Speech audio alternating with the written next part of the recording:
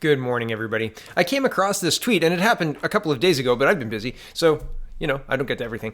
And I wanted to comment on it because I think it's interesting and, again, instructive of what's to come. People will use snippets of anything to prove their point. And here's Robyn Urback, and she is a columnist and opinion page editor for CBC News. So Robyn writes for the CBC, and she uses images in this tweet, and the first image is an image of Maxime Bernier's tweet, and she doesn't reply him or anything like that. I don't think she's asked for comment from him. She's just making a statement here, and the statement is the emoji face thinking, right? The thinking face. And so the first tweet of Maxime's that she highlights is, "The fire at Notre Dame reminded many of us that our Western civilization, its traditions, values, and institutions are vulnerable, just like its grandiose buildings. They must safeguarded and rebuilt when necessary. The same is true for our Canadian identity."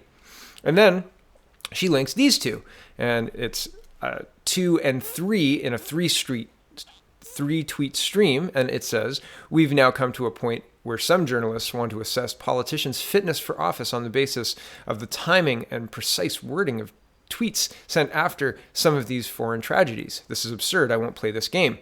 And the number 3 is, "I won't utter platitudes about situations over which I have zero influence, nor send my thoughts and prayers to people abroad who have never heard of me just to score political points. My job is to focus on Canada and serve Canadians." And a lot of people like this tweet, and, well, Robyn forgot something. She really forgot the first tweet in the stream. And Bernier says in that first tweet, he says, quote, 1, "There's a massacre somewhere in the world every week. Some reported on and most ignored. I decided almost 2 years ago to stop commenting on only the tragedies abroad that make headlines in Canada. I condemn all violence against innocents from whichever side." This didn't have to do with some foreign tragedy that was not specific. This had to do with a gunman killing people, and people asking him, "When are you going to comment? When are you going to comment? When are you going to denounce this alt-right attack?" Right? This was Christchurch. And you can see Mr. Scheer's tweet on it. It was on March 16th or 15th or something like that. I've got the tweet if people are interested in seeing it. But my point is, it's not, I don't think, one, that it's apples to apples. Here's Mr. Scheer's full statement on the Christchurch attack. Okay, March 15th. And this was Bernier a day later after he had not commented on it and saying, I'm not going to play that game. And I think there's a fundamental difference between a landmark that is an 850-year-old building, 830-odd-year-old building, I think, that has Canadian roots, right? There are French Canadians that came from France, and that's a part of our history, whether we like it or not. That's a part of our Christian history. That's a part of our people's history. And commenting on that, I don't think is out of the norm. This is as big, I said on the day, as 9/11. This is a big, big deal. A very old church doesn't burn down every day. This is once in a century event. Really, it's a big deal.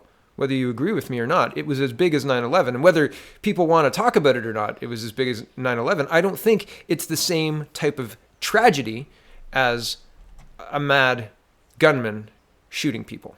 And I think that it's interesting that Robyn's trying to imply that Mr. Bernier is contradicting himself on this, because I don't think he is.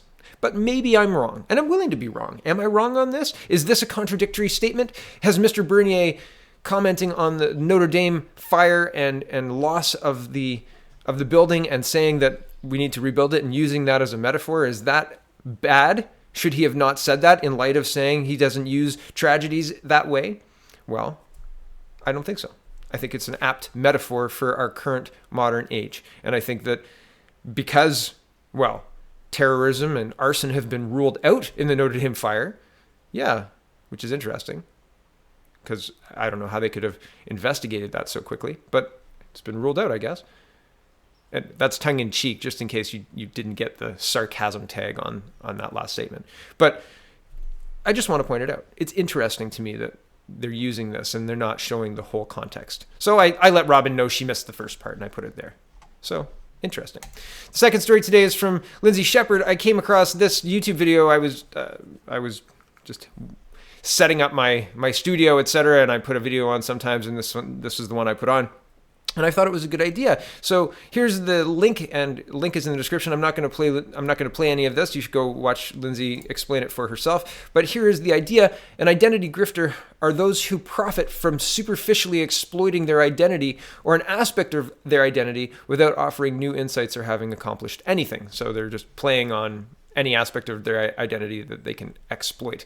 Back to the article. They may profit monetarily or by building their portfolio or name recognition, or by convincing us of a problem that only their business or program or workshop can help solve: diversity.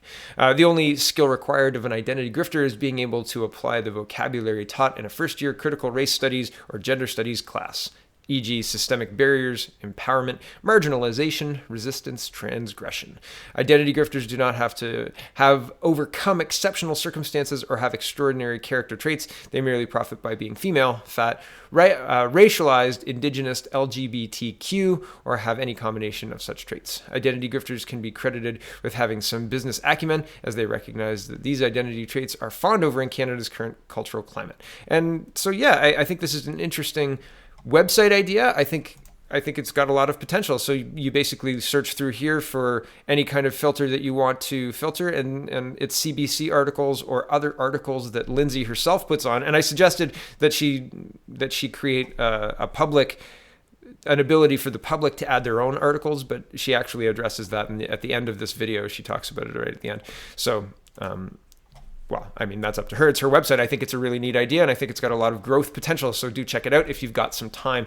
And this is the last story for today. I came across this last night, and this is reported April 10th. So we're a week out from this actually happening. But there's a third suspicious fire in Roseneath area destroying a historic Anglican church. And this was a very sad story, I thought. A fire destroyed a historic church in the Roseneath area Tuesday night, the third major suspicious fire in the community in the past 3 weeks. And I'll read you one other snippet from here. Hold on. According to the church's webpage, the church was built by pioneer families at a cost of approximately $800. The church had services each Sunday and maintained an active outreach program. And there it is. And the inside, and here is the church. I can't remember who it is. Hold on. Reverend Sangster, sorry about that. He said, quote, 2 Sundays ago, we had a dedication of an altar cloth for a woman who had recently passed, and we had paid tribute to a man who does a lot of work on the tower, and yet now it's all gone. All that work, all that stuff is gone. This church was for family farms. Sangster said Mass would be held at the Alnwick Civic Center, Sunday at 11 a.m. Parishioners can also attend St. George's Anglican Church in Hastings or Christchurch in Campbellford. So it's just a sad story. And another note, this one is arson. It's a suspicious fire, and they're looking into it, etc. And it is just very unfortunate that this is happening with increased frequency. I was driving home the other day, and I noticed one of my community churches had police tape all around it too. This is like 3 or 4 days ago, and I haven't seen anything reported in the newspaper. I've been looking, but nothing was reported that I saw. But I just noticed it, and I've been noticing an uptick in reporting about this specific thing. Churches either having small fires and being caught early, or just going up in flames. And I just wanted to show you that it's happening. This is happening not just in France. It is happening here. So it's unfortunate. Thank you for watching, everybody. Have a wonderful Good Friday and great Easter weekend. Spend some time with your family. Thanks for watching, everybody. Check out thepeoplespartyofcanada.ca.